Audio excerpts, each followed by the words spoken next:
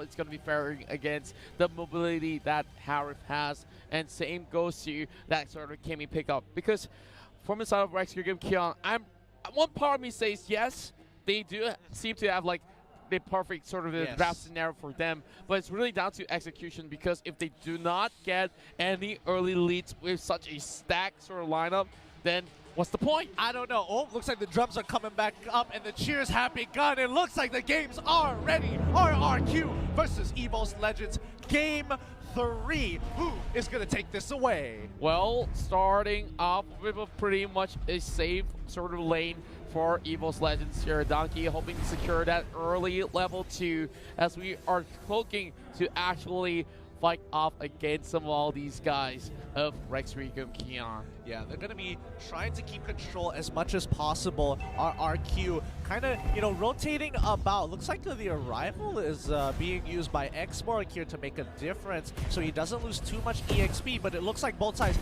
they're unsure who wins the level 1. Yeah. Like, if they go in with the invade, like, it's going to be a bloodbath, but I don't think anybody's really going to win, and I think they're both giving each other the ample respect. Yeah, and this time around, of course, it seems like they really know that they're still going to be going all out towards the mid-game here, but oh my, Luminaire taking pretty much a huge blow, been a little bit way too late to secure that River of Crap, so that buff's definitely going over towards the favor of EVOS Legends. Now, Sin already going on that great clearing, and he himself is going to regenerate so much with that goal lead. But here goes, he's going on to his aura, pop out that Biraga armor as he will be joined by Liam.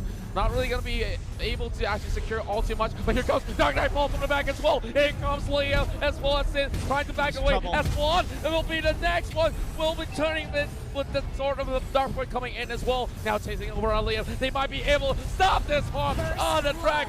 First blood for EVOS Legends. Wow, that could have gone, but oh wait, no, it's not over. Donkey might be in trouble. Ooh, happening on the bot side. Looks like Akai. It's a 1-for-1 trade. It was looking pretty good, and I honestly think that was a risky 50-50 for both sides. Oh no, Aura, he's in trouble. This Diamond Force is already blocked. Sid wants to pick him up. Oh no, the last hit. He goes for the outplay and nails it. Aura could have fallen off with another auto attack coming from that Harith, but the flames have burned him down right under the edge of the turret. And now RRQ Kion only getting one off.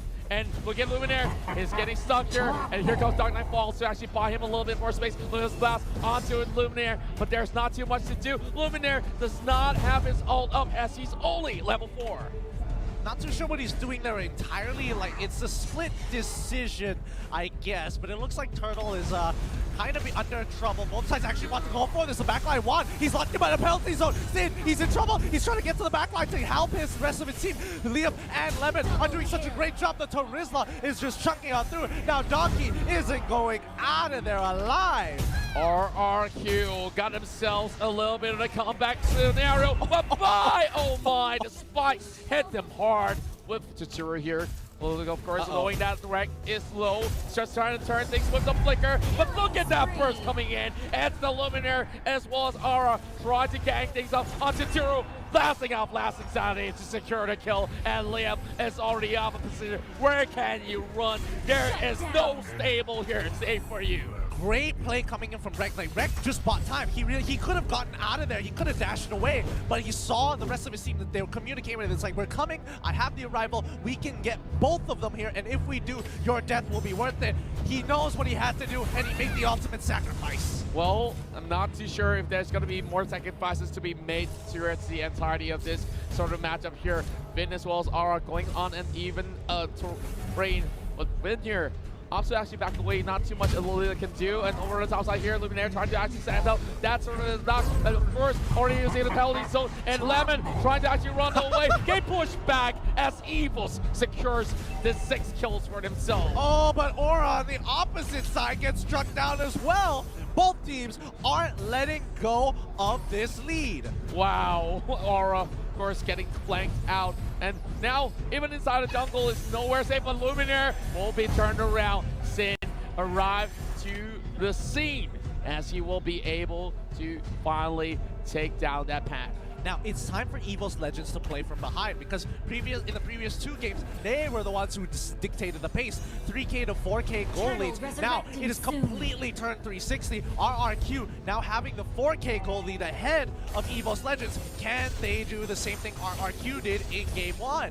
Well, I do believe that RRQ here definitely have huge priority on this turtle here with Donkey marching forward. He's going to be buying a little bit more space here, but Liam here is trying to actually negate them from entering at all. Maximum charge over the side of one. Here comes Dark Knight Falls as well. That's going to be that turtle up for grabs, but Sin does have a little bit more space. Flicker coming from Liam. Oh, and no, but not blast it up in the air, and now Donkey has to fall back, but Lunar keeping them at bay. They are not going to be having enough room, and he's going to leapfrog in towards that tower ridge and turn things on the round, and RRQ Keon here will secure 1 kill with Terizla smacking them down. Oh my goodness, what a fight. Luminaire, actually, what a beast. He was able to keep them under control so they couldn't go forward, even with the Salmon Force. But unfortunately, on the top side of the map, Rek doesn't win this matchup against Lemon until later into the game. He needs to get that Blade of Despair. He needs to get his second and even third item before he can take Lemon on. Yeah, it's way too early for him to actually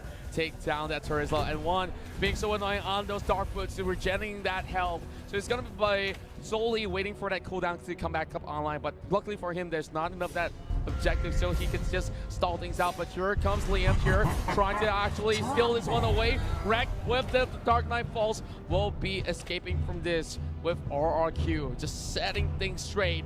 Look at the goal, skyrocketing to 3,000, or, well, hitting towards 5K mark real soon. Yeah, and you know, Rekt, he has to play super safe. The moment he sees Hylos by himself, he's like, oh boy, where's the rest of the team? I don't see them on the map. I have to use my Dark Knight Falls super early as a precaution more than anything else. Well, I definitely would say that they need to take careful steps here. Donkey now trying to protect one for a little bit more. There's going to be a little bit of crash in towards the bottom lane here as we see RRQ trying to go for this setup. We're looking at Rek as well as Luminaire already prepared to defend the tower as well. They do have the Dark Boots up, and Vin will be hugging by the corners of that brush. Well, Luminaire already getting spotted out, but Luminaire does not have that superior position to actually pull up a good Hurricane Dance. While Terizla still camping on the top side, which means that the expert will be well occupied, will not join the fight with the rest of the team. And now Aura taking quite a bit of damage here against this Terizla. He just needs to auto space correctly. He's doing a great job. The true damage is coming in. He's low enough to actually come into this, and now Aura has the range. He has full gauge. Rek wants to turn this around. He has health. He needs to buy some more time. And then strike. One more! Oh! He does it! The execution of strike was enough! And they turn it 1-for-1. Here comes Lunar going in for Hurricane. That's a little bit of the back and forth trade going on. And Sin! Oh my goodness, Chitsuru lands that final blow in the coffin, and they open up tier 2. What did I tell you about Terizla, man? That's the beauty of him. If he gets you low enough, that revenge strike will execute you. It does max percentage health, missing damage, true damage even. Sorry, just regular damage against your opponent. So the lower you are, you get hit by that revenge strike, that pop. Ooh, so satisfying. Yeah, it just popped like a pimple, and look at that turtle go. This is going to be RRQ Keon just slowly showing who's boss. And EVOS Legends gonna find a little bit of a response as well. Now, speaking of that, here comes EVOS here trying to catch out to the concentrated energy being bought out by Sin. So this is definitely gonna be some great coverage of all that map control coming from RRQ. No. Yeah, it's not going to matter too much. Luminaire can disengage with the Hurricane Dance, but, you know, the pressure from Lemon, that's what it's about. He lands that revenge strike, and now he's going to chip away with the executioner strike, because Aura on the top side is in a lot of trouble. He takes quite a bit of less. Maximum impact does actually land, but Donkey trying to buy some time. Sin doesn't let him go through. Chrono Dash was just enough. Now, RRQ has already got themselves into the position where Luminaire also tries to actually catch them out.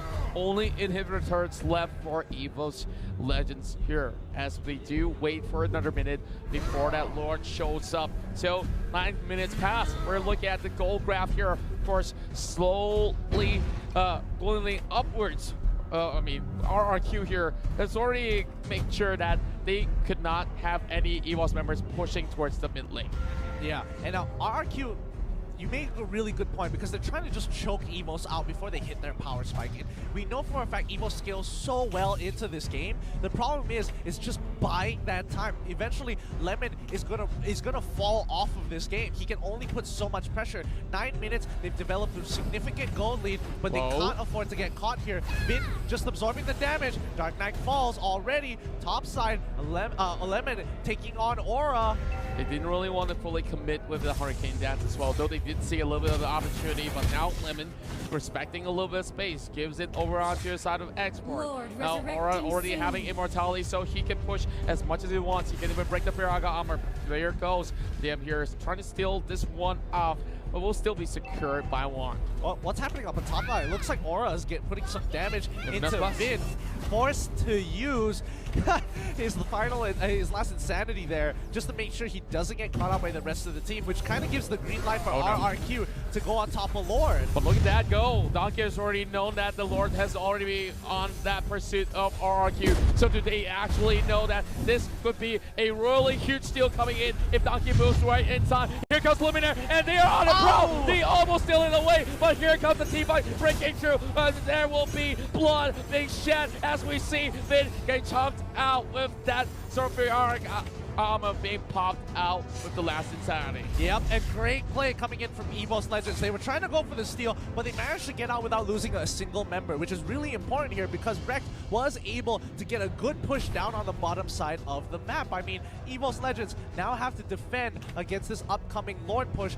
RRQ 9K ahead. We've seen this happen the other way around during Game 2. This lead might be a little bit too much for EVOS to handle. Well, it's kind of like what they actually delivered in game number 2 in that sort of sense, where EVOS Legends is just getting a little bit of taste of their own medicine of what they just did.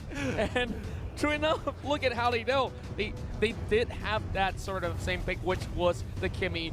Of course, now we have Luminaire trying to go in for another setup right here. Ooh. But is EVOS ready to actually take this fight? Because there is the Lord already marching for it, swinging the hammer upon Donkey here. Good setup.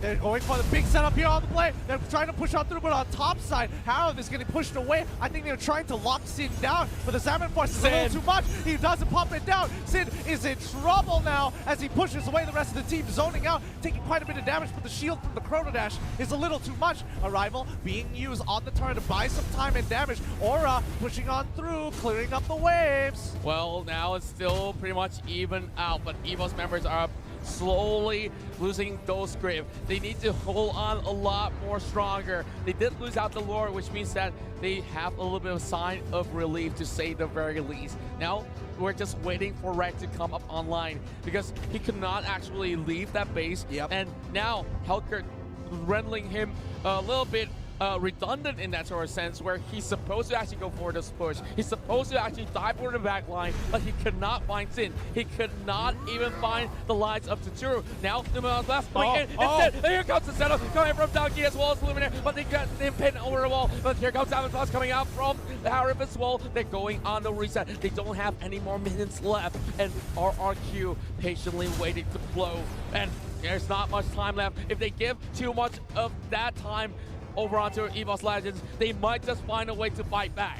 They're doing a really good job in terms of defense. They have superior wave clear. They're making sure that they're using Lilia as much as they can. But the problem is that Juan doesn't have those black shoes. Lemon trying to 2v1 here. Rex has to get on out of there as Luminaire won't be able to support him. Lemon has too much damage on his side. He buys the glowing wand to kind of help out the team. Well, speaking of glowing wands here, they might just put it into the impact. No, it's back over onto the corners of Luminaire, and here comes Donkey with the wall charge. Could not stop this turn from falling, but here comes Sin, trying to actually re-engage with Aura, ready back, and that will be a huge shutdown coming in with the Lilia burning them. And here comes the rest of EVOS fighting back. Lemon getting caught by the corners of the wall as he is forced to get away. Outside here, Immortality being popped up. So Liam is in danger, and EVOS Esports trying to go in for their comeback kill. And now chase down over the side of it. Hurricane Dance being popped out as well. There it goes. Lolita will be blocked, but they will dash away. The timings of their death couldn't be worse. Now Liam won't be able to make it to the Lord in time if EVOS decides to go for a big fight, but Luckily, at least Sin will be there to kind of hover around the Lord side to buy enough time for Liam to join the fight. The only issue is that EVOS Legends is hitting that 40k mark, and once they hit 41k, their carries will be getting their final items. Well, that will definitely be pretty much scary soon. once they do hit that final mark. Now, things are slowly getting into shape as EVOS Legends stabilizes himself with about 4k gold. That Lord's coming up online for the second time round.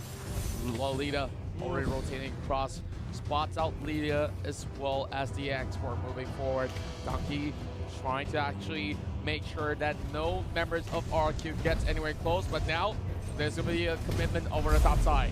Yeah, he's trying to win this 1v1. It's kind of a struggle because Immortality is just so powerful. Rek is in trouble. He has to use it. Ooh, he sidesteps. That might have been able to chuck him down to about 1 HP if he got another auto attack as well as the revenge strike. One's in trouble, has to take the black shoes, is forced to pull backwards as Rin now. Glorious pathway has been put. They're trying to lock him down. Donkey is in a lot of trouble. The power nature isn't back up, and on the bottom side, Sid is taking so much damage from Korra. Rek trying to turn it around. The silence is enough, but the stingers don't land. But now they have a lead. That's a lot of elements being committed, and now EVOS don't really have too much to actually fend off the likes of RRQ. Luminaire now already losing out that Hurricane Dash. Liam just have to fall all the way back. Well, look at Donkey, he still has Immortality. Oh, that's a huge penalty! So, a long time we've looking at that. RRQ locking them down. Aura does have the Piragama using the last insanity to actually escape out of it, but it will be the double kill falling in the hands of RRQ. And now, EVOS down to only a few members left. But here comes Donkey. Great play. Uses the Hurricane Dash real quick to get it out. He should be able to kill Liam here. Rek nails them, and he's going to keep on pushing. What did I tell you about Terizla? Ultimate at the end, the great penalty zone, like, my God. Yeah, I'm sold right now, but now let's watch this 1v1 here between Rek as well as Vin.